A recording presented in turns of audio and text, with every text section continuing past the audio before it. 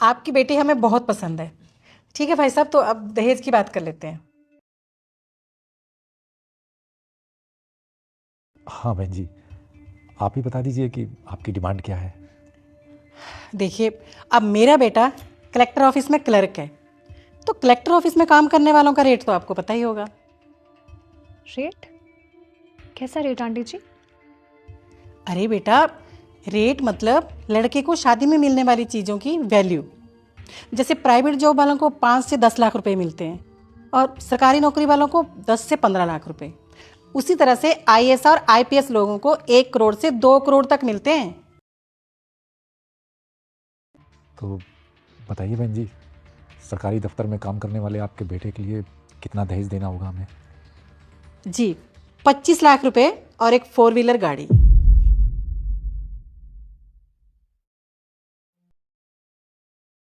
25 लाख? पर बहन जी, 25 लाख तो मैंने पूरी शादी का बजट रखा है। अगर सारे पैसे दहेज में डाल दूंगा तो बाकी शादी में क्या खर्च करूंगा। अगर आपकी औकात नहीं थी तो क्यों बुलाया आपने लड़की देखने के लिए हमें? अरे इतना फालतू टाइम नहीं है मेरे पास। अगले हफ्ते मेरे बेटे की कलेक्टर ऑफिस में ज्वाइनिंग है, मुझे 36 काम थे घर पे। बस आपके कहने पे मैं लड़की देखने आ गई और आप कह रहे हो कि बस 25 लाख रुपए भी नहीं दे सकते आप। बस यही तो बोलूंगी, 35 लाख रुपए देने वाले लाइन में लगे हैं। अब फिर भी बहन जी, कुछ तो कम कर दीजिए पैसे। हाँ, मैं 4 पहिए की गाड़ी जरूर दे सकता हूँ। अरे भाई साहब, सिर्फ गाड़ी देने से क्या होगा?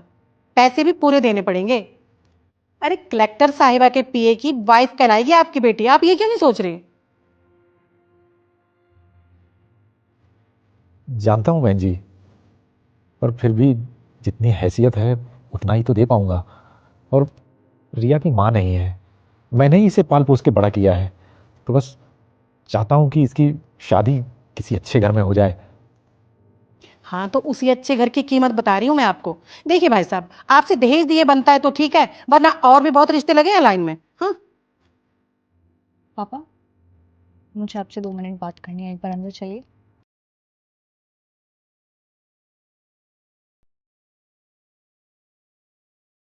पापा, आप क्यों झुक रहे हो उनके सामने?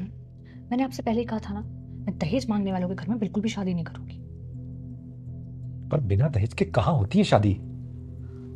तो एक काम करती हूँ, उनको बता देती हूँ मैं कौन हूँ। ये जो इसकी माँ इतना कलेक्टर कलेक्टर कर रही है ना, सारी हवा टाइट हो जाएगी इनकी 1 मिनट में। मैंने तो पहले ही कहा था कि अपनी नौकरी की बात इन लोगों से मत छुपाओ, लेकिन ना, तुम्हें ही शौक चढ़ी थी कि नहीं पापा, मैं नहीं चाहती कि कोई लड़का मेरी नौकरी की वजह से मुझसे शादी करे। सही तो थी पापा मैं। अगर इनको पहले ही बता देते तो इनकी क्या असलियत देखने को मिलती हमें कि ये लोग कितने लालची हैं। इन माँ बेटे को तो मैं सबक सिखाऊंगी। चलिए।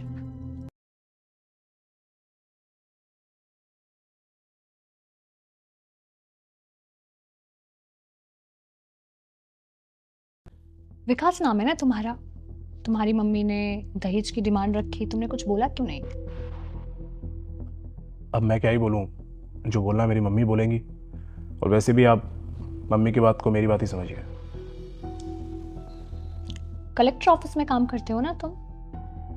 अब काम करता नहीं हूँ, काम करने जा रहा हूँ। नेक्स्ट वीक ज्वाइनिंग है मेरी।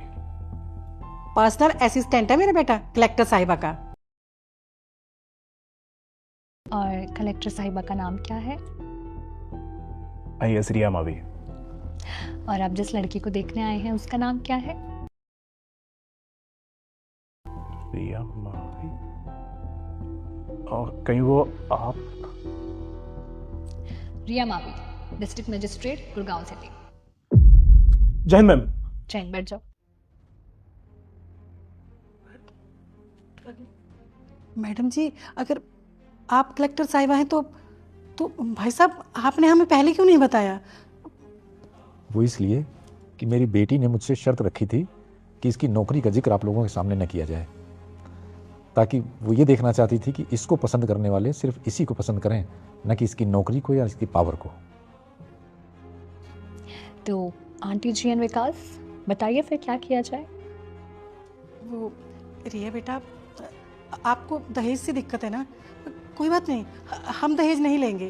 अरे अगर आप जैसी बिटिया बहू बन के घर आएगी तो घर का तो नाम वैसे ही रोशन हो जाएगा। सच कह रहे हैं, हम 1 रुपया भी दहेज नहीं लेंगे। आप बस 2 जोड़ी कपड़ों में हमारे घर आ जाना, बाकी सब कुछ है हमारे घर पे।